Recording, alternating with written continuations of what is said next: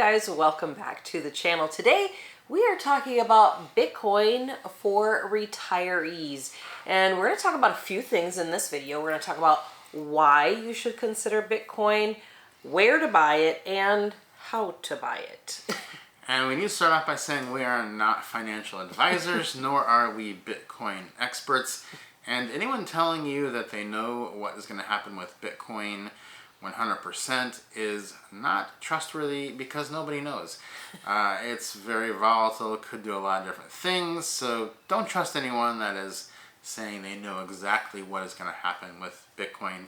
We certainly don't, but we do get asked a lot of questions about if we have Bitcoin, and the answer is we do have a fairly sizable position in Bitcoin. Now, we decided many years ago to invest some of our money in Bitcoin, and we said to ourselves, we're gonna just let this sit for 10 years and see what happens. We have no idea what's gonna happen with it. We have no idea if it's gonna take off. It has taken off quite a bit since we did that, but our 10 years aren't up, so we're still not touching it until the 10 years are up to see what has happened. Yeah, we've been having conversations recently, quite a few, about what we should do, and we still keep coming back to that commitment that we made a few years ago that don't touch it, just let it go. We did put a little bit more in, though. We did put a little bit more in the last year, so that is just kind of showing that we do have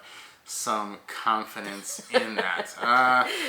We do think there's two current scenarios for Bitcoin, and not much else in between. The first one is that it's either going to go way up in the next 10 years and be worth about $1 million per coin. It is worth currently in the $60,000 per coin range. The other scenario is it's going to go way down and be close to almost worthless. So that's if there's completely no adoption and it is abandoned. We do think that the first scenario, it going to $1 million, is much more likely than it going to zero, and that confidence is growing pretty much every week, every month right now. Yeah, we keep, staying on top of the news and the information coming out about Bitcoin and some of the different things that are occurring.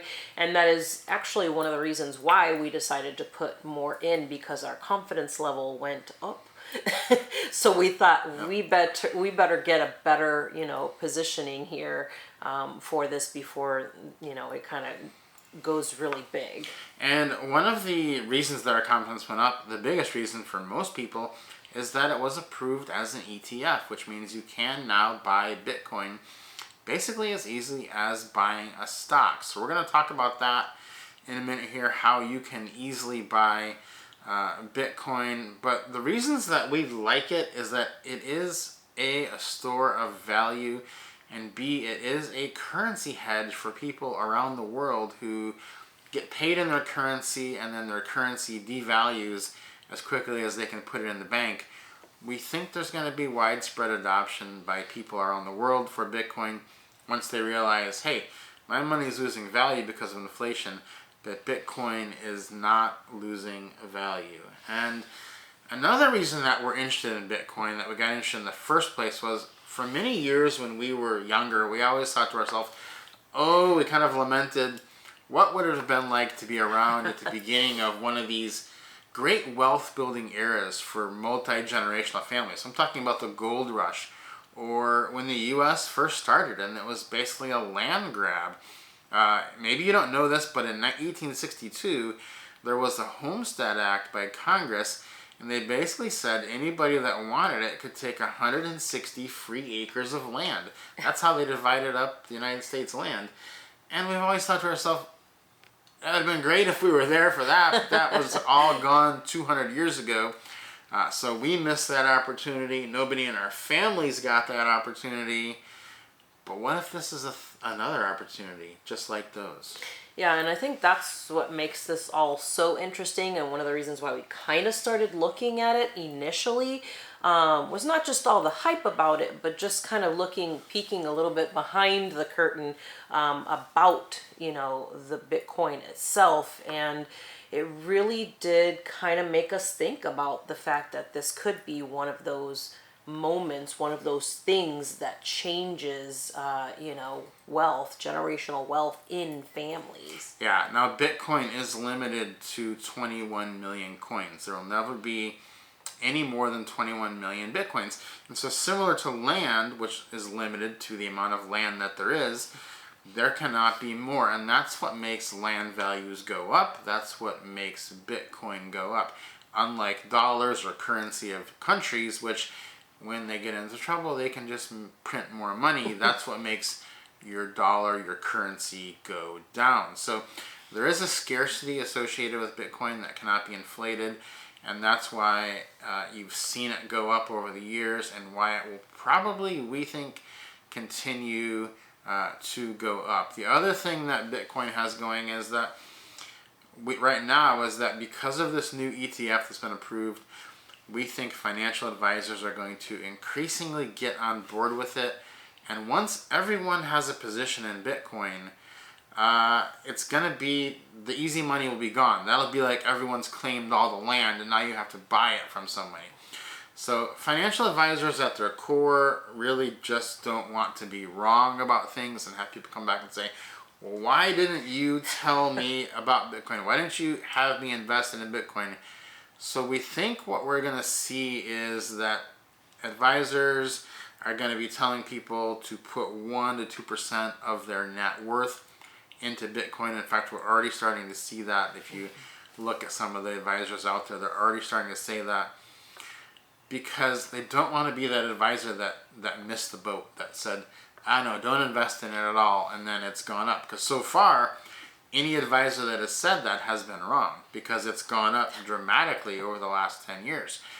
So they don't want to be in that category. So they're going to all, and even if they're not saying be aggressive with it, they're going to say put 1 to 2% in, and that's going to be enough to push the price dramatically higher. Yeah, and I think that's what's been difficult for financial advisors, because it is their actual job, unlike us. They're being paid to, advise about finances, and this is one that's been difficult because it's something that's new. They don't have anything that they can, financial advisors, evaluate information, and it's hard to evaluate something, like Bitcoin. You can basically just take the information that you get from all around and make your own decision, essentially, because the financial advisors, like you said, are kind of on the fence. Some of them are saying put 1 to 2% in, and others are like, just wait it out a little bit more. So it's kind of hard to make that decision sometimes. Yeah, so we have decided we have more than 1 to 2% in right now. And we just said we're going to put as much in that if it does happen to go to $1 million, it's going to be dramatically change for us. And if it does go to 0, we're not really going to miss it. So that's kind of the sweet spot that we've decided. Now, if you do decide you want to get some Bitcoin, you can either buy Bitcoin directly yourself, or you can have an institution buy it for you through the ETF, such as iBit. And buying it yourself is very difficult, and there's a lot of problems that come with that, as far as you need to take great care to safeguard it. So we don't recommend that at all if you're a first-time buyer of Bitcoin. Luckily, the ETFs are very easy to buy. You buy them just like buying a stock. There are several ETFs out there. You can buy any of those. The one we recommend is iBit because it's the biggest of them. It's run by BlackRock, and it has a lot of liquidity. Now, iBit was just launched in January, and it is already up 55% since it launched.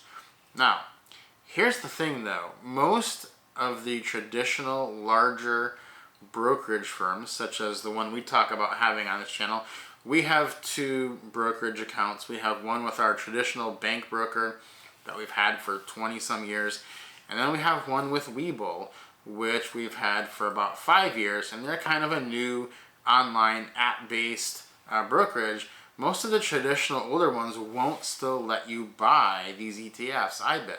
So I tried to go onto our big broker and buy some in our IRA, and it popped up a message that said, you can't buy this, it's too risky.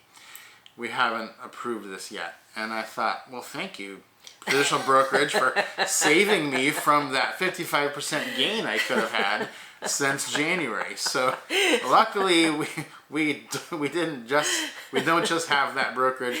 We do have the WeBull account because they let you buy what you want. And that just makes sense. It's your money. You should be able to buy what you want. Also on WeBull, you can buy fractional shares of things if you want. So we do recommend having 2 different brokerage accounts. Even if you have a traditional one with Schwab or something like that, you probably need a WeBull account because the old traditional brokerages, there are things that come along that they just won't let you do.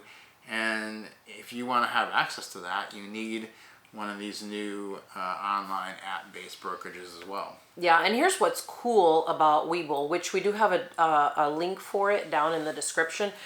Here's the cool thing about it is you can put in as little as $1, $5, $50, and they always have deals going where they're going to give you some stocks for free, around $30 or something, more or less, just depending on whatever promotion they have going. It changes often, but here's the cool thing is you put in whatever you put in, but whatever stocks they give you, you can always sell those and use those to buy the IBIT on top of the money that you invest as well. So you get some free money basically to go ahead and invest in the Bitcoin, which I think is pretty cool. Yeah, so basically you sign up for an account, follow the link in the description, sign up for an account. You will put your bank account details in there to be able to transfer an amount of money over. Don't start out big, just start out with $1, $5, $10. Put that in there. After about 5 days, it'll be approved and deposited into your account. And then they will send you those free stocks also. So you can then sell those. If you like them, you can keep them. But you're going to have quite a bit more money than you put in. If you put in $1, you're probably going to have $31. So it's basically, free money to get started with and to try. And it's important to get set up because the biggest hindrance to investing or getting started is never actually doing the setup work. And it's not difficult, especially with WeBull. With a traditional brokerage, it can take a long time to get it set up.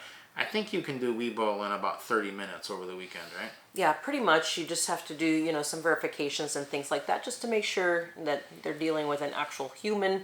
They want to make sure that you're on the up and up and you want to make sure that they're on the up and up. You're kind of checking each other out. So it does take a little bit to set it up, but it's pretty quick process for the most part. And then, you're investing. It's that easy. I really do think WeBull is one of the easiest things that you can use. Yeah, we've had thousands of dollars in our WeBull account. We've put thousands of dollars in. We've also withdrawn thousands of dollars. So we do know it does work. We have experience doing that. And we've been doing it for many, many years. We've had our account with them. So I think the thing that's important for people to not miss here, though, is that even if you're not going to invest a lot of money to start with, you're just getting set up, that's the best thing. Just put $1 in, and then they're going to give you a little bit of free money. You can invest that, but that changes your mentality because now you become an investor. Right, and I think that's was really interesting for me personally. I mean, Rob, I know you grew up in a family that, people invested, and that was, that mentality, and it made a lot of sense, and, all that kind of good stuff. But when we started talking about it, I was like, I have no idea what we were talking about. I had to, just kind of shift my mentality in thinking, hey, I'm the first person in my family to be an investor, me personally, and pass that on to our kids, and our kids are investors, and that's going to pass on to our grandkids. Our grandkids will be investors, and just kind of keep passing it down the line. This is a generational wealth thing of building. Like you said, even if you're not going to invest a ton, you teach this to your family, teach this to your kids, to your grandkids, and pass it down the line and continue this on for your family. It really is a mental thing, really, too, not just a financial thing. Yeah, so, this beginning of the year, we're going to come up to Thanksgiving towards the end of the year. You're sitting around the table with your family. how better of a thing to say to people. Well, what do you think for this year? Well, I became an investor this year. I have some stocks. I have some Bitcoin. And granny kids are going to be like, what? What did you do? But what a great opportunity, because then you've taken this year to learn about investing some, and you can start to plant the seeds in them that they can also be investors too. That is how you do build generational wealth through families, because most often wealth comes through investing. And, Bitcoin is a small part of that. We're not advocating you rush out and put all your money into Bitcoin. We're advocating basically what those financial advisors are going to advocate. Put a little bit in, because we don't know what's going to happen with this. It could be the start of a whole new financial system. It could not. But the bottom line is, along with putting some money into Bitcoin, also start buying some stocks, because we know those are going to be around forever. If you don't know where to get invested with the stocks, we do recommend just starting with the ETF VOO, which is the stock market basic ETF, and that's going to be a great place to start. So I think the takeaway here is you really have nothing to lose by signing up for an account, because you can put in as little as $1. That's risking almost nothing. You're going to get probably 30 some dollars of money back right away. And you can also learn to invest. You're going to be an investor. It's going to change your mentality, and it could change the futures of different people that you know. Yeah, and it's amazing to think that just by dipping your toe in, you could do all that. Yeah. That's pretty incredible. Guys, I hope this was very helpful to you. If you have questions, leave those for us down in the comments section. If you have not subscribed, make sure you hit that subscribe button, turn on those notifications, give us a like, and we will see you guys next time.